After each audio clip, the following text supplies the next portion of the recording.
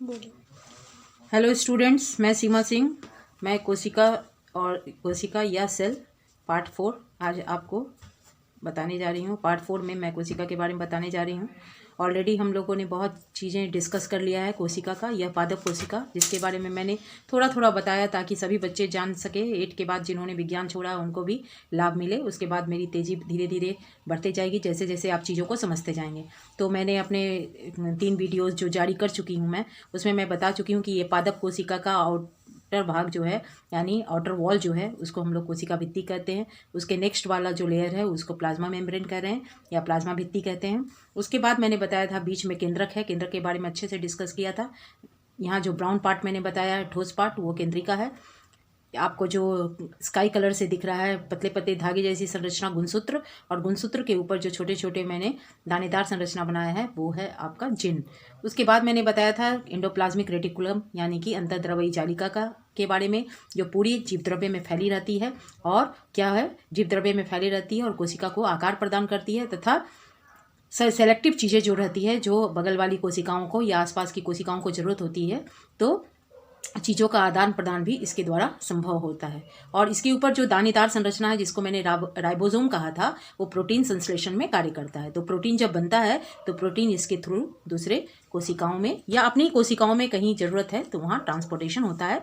आगे हम लोग उसके बाद अलग जो कोशिकांग हैं उनके बारे में आज चर्चा करने जा रही हूँ। ठीक है, इंग्लिश में मैं बोल दूँ कि the outer wall of the, I told already that is the outer wall of the cell, plant cell is said to be the cell wall, and the next to the cell wall there is a plasma membrane, and inside the plasma membrane thick liquid is present said to be the protoplasm, which I discussed already a lot, and in the middle there is a nucleolus, and the thread like structure is said to be the chromosome. On the chromosome gene is there, and this is the net like structure which is distributed throughout the protoplasm, that is said to be the endoplasmic reticulum. I told you there is a SER, smooth endoplasmic reticulum, and this is the rough endoplasmic reticulum, that is a RER, that I discussed in my last video. Now the new discussion, under the new discussion I am going to discuss some other cell organelles.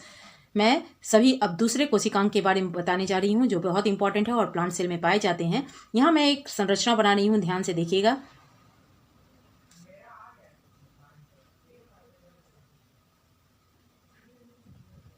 ये है Golgi काय, Camillo Golgi ने इसकी खोज की थी। Golgi complex कहीं लिखा होगा, कहीं कहीं ये गोल्जी apparatus लिखा रहता है, और हिंदी में इसको कहते हैं गोल्जी काय। गोल्जी काय, ये गोल्जी काय में भी प्रोटीन संश्लेषण का कार्य होता है, प्रोटीन बनते हैं, और ये सारे प्रोटीन जो रहती हैं, यहाँ पैकेजिंग होता है, एक तरह से कह सकते हैं पैकेजिंग होता है। प्रोटीन संश्लेषण के बाद पैकेजिंग होता है, पैकेट्स बनते हैं। ये जो छोटी छोटी मैंने संरचना नीचे बनाई है, ये भी गोल्जी काय का ही पार्ट है, जिसको हिंदी में कहते हैं पुटिकाएं। पुटिकाएं, इससे भी क्वेश्चन आता है, पुटिकाएं, और इंग्लिश में इसको कहते हैं वेसाइकल्स। ठीक है, VESICLES, वेसाइकल्स, पुटिकाएं या वेसाइकल्स। ये वेसाइकल्स में प्रोटीन पैक होते हैं, और क्या होता है, यह एक स्थान से दूसरे स्थान जाता है, तथा आप बगल वाली कोशिका और आसपास की कोशिकाओं में भी इसका आदान प्रदान होता है। ठीक है, तो पुटिकाएं चूंकि एक स्थान से दूसरे स्थान ले जा रही हैं चीज़ों को, जो इसेंशियल चीज़ें हैं, इसलिए इसको क्या कहते हैं, यातायात का प्रबंधक कहते हैं। ठीक है, यातायात का प्रबंधक कहते हैं। गोल्जी काय में उपस्थित पुटिकाएं जो हैं वो क्या कहलाती हैं, यातायात के प्रबंधक कहलाते हैं। ठीक है, यातायात का प्रबंधक कहा जाता है, या कह सकते हैं यातायात के प्रबंधक कहलाते हैं। ठीक है, यहाँ से ये बातें होगी गोल्जी काय के बारे में। ठीक है, अब है कि कभी कभी क्या होता है, संबोधन जो दिया गया है कुछ कोशिकांग को यानी सेल ऑर्गेनल्स को, एक एडजेक्टिव से संबोधन दिया गया, एक विशेषण दिया गया, जिससे भी क्वेश्चन आता है कि निम्नलिखित में यातायात का प्रबंधक कहलाता है। तो यातायात के प्रबंधक कौन कहलाते हैं, पुटिकाएं, या अगर पुटिकाएं नहीं दिया हुआ है, वेसाइकल्स नहीं दिया है, तो गोल्जी कॉम्प्लेक्स जरूर दिया रहेगा। आपको ऑप्शन में उस तरह की पढ़ाई करनी है। एक इंपॉर्टेंट संरचना और है जिसको हम लोग कहते हैं प्लास्टिड्स। ठीक है, प्लास्टिड्स, और हिंदी में इसको कहते हैं लवक, जो कि सिर्फ और सिर्फ पादप कोशिका में पाया जाता है। यहाँ जो गोल्जी काय मैंने बनाया है, मैं बता दूं, present in both plant and animal cell. ठीक है, कहीं परेशानी हो हिंदी या इंग्लिश मीडियम स्टूडेंट के कमेंट बॉक्स में लिखेंगे और मैं अकॉर्डिंगली अपने आप में चेंज करूंगी। ठीक है, क्योंकि मुझे अपने को आपको सफल नहीं बनाना है। मैं चाहती हूँ मेरी वीडियो से आप सफल हों अपने कंपटीशन में। तो ये है प्लास्टिड, जिसको कि मैं क्या कहती हूँ, लवक कहती हूँ। हिंदी में इसको कहते हैं लवक और इंग्लिश में इसको कहते हैं प्लास्टिड्स। प्लास्टिड्स, ठीक है। तो ये प्लास्टिड्स जो है वो क्या रहता है, सिर्फ पादप कोशिका में पाए जाते हैं और ये 3 प्रकार के होते हैं, ठीक है। ये 3 प्रकार के होते हैं। प्लास्टिड्स कितने प्रकार के होते हैं? 3 प्रकार के। यहाँ मैं बता दूं, समझने का प्रयत्न करेंगे 8 क्लास के स्टूडेंट जो 8 के बाद बायोलॉजी छोड़ दिए हैं या 10 के बाद, कि जो प्लांट है उसके बहुत सारे पार्ट होते हैं। जड़ होता है यानी कि रूट होते हैं, स्टेम होता है यानी तना होता है, लीफ यानी कि पत्तियाँ होती है, पत्ती होते हैं, उसके बाद फ्लावर्स हैं जो कि फूल कहा जाता है, और फ्रूट्स भी हैं जो कि फल कहलाते हैं। तो सभी क्या है, अंग है, प्लांट का पार्ट्स है, और ये सब किससे मिलके बना है? कोशिकाओं से। तो कोशिकाओं में प्लास्टिड प्रेजेंट है। मैं जनरल एक कोशिका, पादप कोशिका बस समझा रही हूँ आपको। तो ये जो प्लास्टिड है, लवक जो है, वो क्या है, 3 तरह के होते हैं। यानी आप देखे होंगे कि जड़ का रंग अलग होता है, फल का और फूल का रंग अलग होता है, पत्तियों का रंग अलग होता है। तो यह लवक जो है वो 3 प्रकार के होते हैं, ठीक है। और कहाँ कहाँ पाए जाते हैं इसको हम लोग को जानना बहुत बहुत ज़रूरी है, और इससे क्वेश्चंस भी आते हैं। तो मैं यहाँ समझाना चाहूँगी आपको। यहाँ मुझे लग रहा है कि आपको दिख रहा होगा लवक। तो 3 तरह के लवक होते हैं। पहला है आपका अवर्णी लवक। अवर्णी लवक, अवर्णी लवक, ठीक है। जिसको हम लोग इंग्लिश में कहते हैं ल्यूको, LEUCO, ल्यूकोप्लास्ट, ठीक है, ल्यूकोप्लास्ट। दूसरा होता है वर्णी लवक, वर्णी लवक, ठीक है, वर्णी लवक, जिसको हम लोग क्या कहते हैं, वर्णी लवक क्रोमोप्लास्ट, CHROMO, क्रोमोप्लास्ट। और तीसरा जो होता है वो होता है क्लोरोप्लास्ट, ठीक है, जिसको कहते हैं हरित लवक, हरित लवक,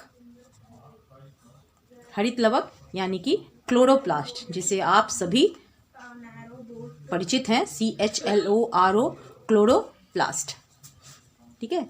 तो यह 3 तरह के लवक यानी कि plastids are of 3 kinds. First one is the leucoplast, next one is the chromoplast, and last one is the chloroplast. So I want to say here one thing, that is the leucoplast is present only in the roots or the colorless part of the plant. यह जड़ में इसकी उपस्थिति भी आती है कि यह कहाँ पाया जाता है, तो जड़ में पाया जाता है, या कह सकते हैं आप अंडरग्राउंड स्टेम, अंडरग्राउंड स्टेम यानी कि भूमिगत तना, अगर कोई जिसका कलर नहीं होता है या मटमैला होता है जड़ का कलर, तो जो कलरलेस पार्ट हैं प्लांट के, उसमें पाए जाते हैं आपके अवर्णी लवक, जिसको इंग्लिश में कहते हैं ल्यूकोप्लास्ट, ठीक है, जिसको क्या कहते हैं, ल्यूकोप्लास्ट कहते हैं। तो मैं यहाँ हिंदी मीडियम स्टूडेंट को एक बात कहना चाहूँगी कि विज्ञान में, खास करके बायोलॉजी में, अवर्णी लवक भी कभी कभी आपको मिलेगा, ठीक है, कहीं कहीं आपको अवर्णी लवक मिलेगा, और कभी कभी हिंदी में ही उसको आधा ल या मेरू की मात्रा ल्यूकोप्लास्ट लिखा रहता है।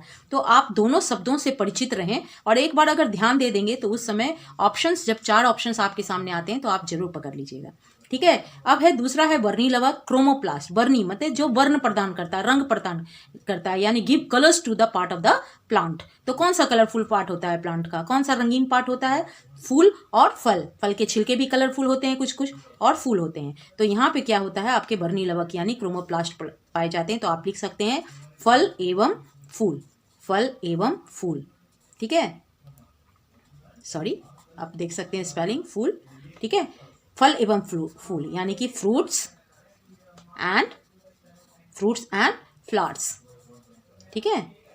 फ्लावर्स का जो आपका पेटल्स है, यानी कि जो हमारा ये दल पुंज होते हैं, यानी दल जो होते हैं, हिंदी में दल और इंग्लिश में उसको पेटल्स कहा जाता है, वो रंगीन होते हैं, और उसमें काफ़ी मात्रा में क्रोमोप्लास्ट पाया जाता है। वर्णी लवक नाम से ही है, अवर्णी जिसमें रंग नहीं होता है, कलरलेस, और वर्णी मने जिसमें कि रंग होता है, यानी रंगीन भाग, तो उतना आप समझ सकते हैं। और हरित लवक, हरित लवक से सभी आप परिचित हैं कि हरित लवक जो रहता है यानी कि क्लोरोप्लास्ट, और ये कैसा होता है, नाम से ही लग रहा है हरित लवक, यानी कि हरे रंग का होता है। और हरे कौन सा भाग होता है, पौधा का कौन सा भाग हरा होता है, पत्तियां। पत्तियां जो होती हैं वो हरी रहती हैं, यानी पत्तियों में पाया जाता है, या कह सकते हैं आप लीफ में पाया जाता है, लीव्स में पाया जाता है हरित लवक। तो क्लोरोप्लास्ट से बहुत सारे क्वेश्चंस आते हैं, 5 या 6 कंपटीशन में ये एकदम क्वेश्चन आते हैं हरित लवक से, उसको मैं आपके सामने डिस्कस करूंगी, ठीक है। तो यहाँ एक बार फिर से समझिएगा कि ये जो लवक मैंने बताया है plastids, only present in the plant cell, and the plastids are of three kinds: leucoplast present in the root, chromoplast present in the fruit and the fruits and the flowers, and the chloroplast present only in the leaves or the green part of the plant. If somewhere green is there, due to the chlorophyll only, the plants parts of the plant's color is green. Okay, वर्णी लवक और हरित लवक। तो हरित लवक से, चूंकि मैं ये competition के लिए पढ़ा रही हूँ, कोई चैप्टर नहीं है जिसको मुझे अंत करना है, जहाँ जहाँ से क्वेश्चन आता है मैं आपको बताते जाऊंगी। जैसे हरित लवक से भी क्वेश्चन आ रहा है, तो हरित लवक से एक क्वेश्चन तो ये होता है। उसके बाद होता है कि हरित लवक जो रहता है वो लगभग सभी प्लांट्स में है, लेकिन कुछ प्लांट्स जो हैं, नॉन ग्रीन प्लांट्स जो रहते हैं, उसमें हरित लवक की अनुपस्थिति होती है। तो जिनमें हरित लवक नहीं पाया जाता है, जिसमें क्लोरोप्लास्ट नहीं पाया जाता जिस प्लांट में, वो प्लांट्स भी हम लोगों की तरह क्या है, दूसरे पे डिपेंड करते हैं अपने खाने के लिए। ठीक है, उनको भी अपना खाना दूसरों प्लांट से यानी ग्रीन प्लांट से लेना पड़ता है। और यहाँ से एक क्वेश्चन आता है अमरबेल, जिसको आप कह सकते हैं अमरबेल। काफ़ी जब आप फॉरेस्ट से कहीं आपकी गाड़ी जा रही है लॉन्ग टूर पे, और आप फॉरेस्ट अगर बीच में आ रहा है, तो देखिएगा लतियाँ ऐसे भी आप देख सकते हैं, बड़े बड़े पेड़ रहते हैं, उसमें लतियाँ पूरी फैली रहती है और उसके पत्ते पीले पीले होते हैं। तो अमरबेल है, कस्क्यूटा या डोडर कह सकते हैं उसको, जो मूल प्लांट पे, जो ग्रीन प्लांट पे जिस पे लिपटी रहती है, उससे अपना खाना प्राप्त करता है। और भी हरित लवक के बारे में बहुत सारे क्वेश्चन हम लोग पढ़ेंगे। अभी फिर से हम लोग आते हैं पार्ट ऑफ द प्लांट में। अब क्या है कि next part of the plant, जो कि सिर्फ पादप में पाया जाता है, ये भी सिर्फ पादप में पाया जाता है लवक। एक आती है रसधानी, जिसको कि रिक्तिकाएं, ठीक है, वैक्यूल्स, बहुत सारे बड़े बड़े वैक्यूल्स पाए जाते हैं किसमें, आपके प्लांट सेल में। पादप कोशिका में वैक्यूल्स पाए जाते हैं, जबकि ये एनिमल कोशिका में या तो नहीं पाया जाता है, या पाई भी जाती तो बहुत छोटी छोटी पाई जाती है। इसको हिंदी में कहते हैं रिक्तिकाएं, जिसको इंग्लिश में आप कह सकते हैं, इसको वैक्यूल्स कहते हैं, VACUOLES, वैक्यूल्स। ठीक है, रिक्तिकाएं या वैक्यूल्स। तो इससे क्या क्वेश्चन आता है कि रिक्तिकाएं को एक संबोधन दिया गया है कि रिक्तिकाएं को क्या कहा जाता है, store house of the cell. In the following which one is said to be the store house of the plant cell. तो vacuoles are said to be the store houses of the plant cell. रिक्तिकाओं को store गृह कहा जाता है। क्या कहा जाता है इसको, स्टोर गृह कहा जाता है। किसी भी कोशिका का स्टोर गृह कहा जाता है, यानी कि स्टोर हाउस कहा जाता है। ठीक है, क्यों स्टोर हाउस कहा जाता है, देखते होंगे कि प्लांट का कौन सा भाग किचन ऑफ द प्लांट कहलाता है, यानी कि रसोई घर कौन सा कहलाता है, लिप्स, क्योंकि लिप्स में खाना बनता है, पत्तियों में खाना बनता है, इसलिए इसको किचन कहते हैं। आपके घर भी स्टोर हाउस रहता है, किचन में जो कि चीज़ें जरूरी हैं उसको हम लोग रखते हैं, लेकिन एक्स्ट्रा अतिरिक्त चीज़ों को हम लोग क्या करते हैं, एक अलग रूम में रखते हैं, जिसको हम लोग स्टोर हाउस कहते हैं या स्टोर गृह कहते हैं। जब किचन में चीज़ें खत्म हो जाती है तो हम लोग स्टोर गृह से ले आते हैं। उसी तरह अगर लिप्स किसी विपरीत परिस्थितियों में खाना नहीं बना पा रहा है, तो इसी रसधानी में जो इसेंशियल थिंग्स हैं, यानी कि ज़रूरी चीज़ें हैं, वो प्लांट को प्राप्त होती हैं और प्लांट उससे अपना भरण पोषण करता है। तो इसको रसधानी भी कहा जाता है। रिक्तिकाओं को रसधानी, यानी कि इसमें सेल सैप भरा रहता है। ठीक है, सेल सैप भरा रहता है, यानी रसधानी भी कहा जाता है रिक्तिकाओं को। ठीक है, इसको स्पेशल नाम दिया गया स्टोर गृह या store house of the cell. ठीक है,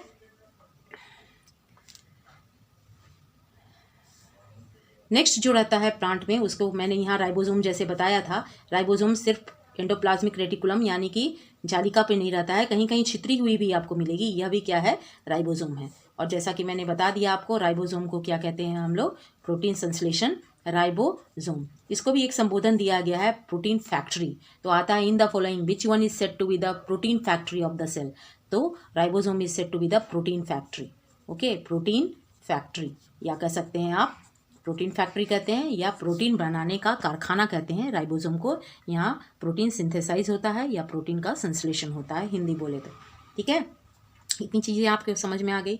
अब नेक्स्ट जो है हम लोग को, वो क्या होता है कि ये लगभग हम लोगों ने सारी इसेंशियल चीज़ों को पढ़ लिया है। अब सबसे मोस्ट इम्पॉर्टेंट पार्ट जो होता है किसी भी कोशिका का, चाहे प्लांट हो चाहे एनिमल हो, उसमें एक आता है आपका माइटोकॉन्ड्रिया। ठीक है, इसका नाम है माइटोकॉन्ड्रिया। 5 से 7 माइटोकॉन्ड्रिया रहती है, डिपेंड करता है कैसा प्लांट है, कैसा सेल है। ठीक है, माइटोकॉन्ड्रिया। ठीक है, इंग्लिश में भी लिखते हैं MITOCHONDRIA, माइटोकॉन्ड्रिया। तो माइटोकॉन्ड्रिया से बहुत इंपॉर्टेंट क्वेश्चन आते हैं। 3 इंपॉर्टेंट क्वेश्चन माइटोकॉन्ड्रिया से हमेशा याद रखिएगा। क्या आता है, मैं यहाँ पे एक ब्रैकेट में समझाने की कोशिश करती हूँ ताकि आप समझ सकें। क्वेश्चन पे हम लोग को मेन फोकस करना है कंपटीशन में। माइटोकॉन्ड्रिया, माइटोकॉन्ड्रिया सबसे पहले क्या है, डबल बॉल्ड मेम्ब्रेन है, यानी दोहरी भित्ति वाली संरचना है। इसमें दो भित्ति अंगुलीनुमा इस तरह के संरचना पाए जाते हैं। डबल भित्ति है यानी दो भित्ति से बनी संरचना है। और इसमें जो अंगुलीनुमा संरचना पाई जाती है इसको हम लोग कहते हैं क्रिस्टी, क्रिस्टी, ठीक है, CRISTAE, cristae, CRISTAE, sorry I नहीं होगा, STAE, मैं एक बार स्पेलिंग और कंफर्म कर दूंगी, क्रिस्टी, ठीक है। अंगुलीनुमा संरचना पाई जाती है जिसे क्रिस्टी कहते हैं। और माइटोकॉन्ड्रिया में कोशिका का श्वसन संपन्न होता है, यानी कि कोशिका का श्वसन संपन्न होता है। मतलब क्या होता है, श्वसन जो है, थोड़ी सी समझने का प्रयास करिएगा। श्वसन प्रक्रिया में जो खाना हम लोग खाते हैं, ठीक है, हम लोग जो भी खाना खाते हैं वो क्या होता है, पाचन के बाद ग्लूकोज में कन्वर्ट हो जा रहा है, ग्लूकोज में कन्वर्ट होता है, अमीनो अम्ल में कन्वर्ट होता है, वो मैं डिस्कस करूंगी डाइजेशन में। तो मेन ग्लूकोज है। मान लीजिए ये कोशिका है, इस कोशिका में ग्लूकोज पहुंच गया, ठीक है, ग्लूकोज पहुंच गया, जी नाम से लिख रही हूँ मैं, ग्लूकोज पहुंच गया। सांस आपने लिया, चाहे प्लांट ने सांस लिया, तो क्या हो गया, ऑक्सीजन लिया। तो ऑक्सीजन, ये याद रखिएगा, बहुत भ्रांतियाँ फैली हुई है कि प्लांट जो हैं वो कार्बन डाइऑक्साइड सांस के रूप में लेते हैं। नहीं, सांस के रूप में वो भी ऑक्सीजन लेते हैं, हम लोग भी ऑक्सीजन लेते हैं। सिर्फ प्रकाश संश्लेषण की क्रिया जो है जिसमें वो अपना खाना बनाते हैं, उसमें वो क्या रहते हैं, कार्बन डाइऑक्साइड का यूज़ करते हैं। तो प्लांट भी चाहे एनिमल हो, दोनों ऑक्सीजन सांस लिया। सांस लेने के बाद क्या हो, फेफड़े के द्वारा पूरी कोशिकाओं में संपन्न, पूरी कोशिकाओं में ऑक्सीजन चला गया है। ग्लूकोज प्लस ऑक्सीजन जब अभिक्रिया करता है तो हम लोग को क्या देता है, कार्बन डाइऑक्साइड देता है, जो कि हम लोग छोड़ देते हैं, बाहर निकाल देते हैं। और एनर्जी मिलता है हमें, यानी कि ऊर्जा मिलता है, ठीक है, ऊर्जा मिलता है। मैं इतना इसलिए बताने का चाह रही हूँ क्योंकि इसको जो संबोधन देते हैं हम लोग, उसके बारे में आपका कभी दिमाग से निकले नहीं। अगर रटते हैं आप तो दिमाग से निकल जाती है बातें। तो ये कार्बन डाइऑक्साइड है और ये हमको क्या रहता है, ग्लूकोज और ऑक्सीजन जब अभिक्रिया करती है तो हमें एनर्जी देती है, यानी कि ऊर्जा का निर्माण होता है। ये ऊर्जा जो रहता है plant as well as animals utilise for their activities, अपने एक्टिविटीज़ क्रिया को करने के लिए इस ऊर्जा का उपयोग होता है। तो कुछ ऊर्जा तो उपयोग में आती है और कुछ ऊर्जा क्या होती है, कोशिका में ही एटीपी के रूप में संचित हो जाती है। एटीपी जिसका फुल फॉर्म होता है एडिनोसाइन ट्राइफॉस्फेट, इसके बारे में भी डिस्कस करूंगी। फिर समझने का सिर्फ इसलिए मैंने इसको ब्रैकेट में लिखा है कि ओनली समझने का प्रयत्न भी करेंगे। ये चीज़ें बार बार आएगी जितने बार मैं वीडियो दूंगी। तो एटीपी के रूप में संचित हो जाता है, ठीक है। तो कहाँ संचित होता है, माइटोकॉन्ड्रिया में, यानी कि यहाँ से 3 क्वेश्चन आएंगे माइटोकॉन्ड्रिया को, इसलिए क्योंकि यह प्रक्रिया श्वसन कहलाती है। सांस लेना और सांस छोड़ना श्वसन प्रक्रिया नहीं है। यह प्रक्रिया ग्लूकोज का जो ऑक्सीकरण हो रहा है, यानी यह जो अभिक्रिया है, ग्लूकोज से ऑक्सीजन की जो अभिक्रिया हो रही है और उसके बाद मुझे कार्बन डाइऑक्साइड एनर्जी जो मिल रहा है, ये ही अभिक्रिया श्वसन कहलाती है। यह श्वसन प्रक्रिया कोशिका में संपन्न होती है, लेकिन कोशिका के किस भाग में संपन्न होती है, तो ये कोशिका के माइटोकॉन्ड्रिया में संपन्न होती है। इसलिए माइटोकॉन्ड्रिया को हम लोग क्या कहते हैं, श्वसन स्थल भी कहते हैं। यहाँ ध्यान देंगे आप बातों को, ये है माइटोकॉन्ड्रिया और माइटोकॉन्ड्रिया को हम लोग श्वसन स्थल, ठीक है, श्वसन स्थल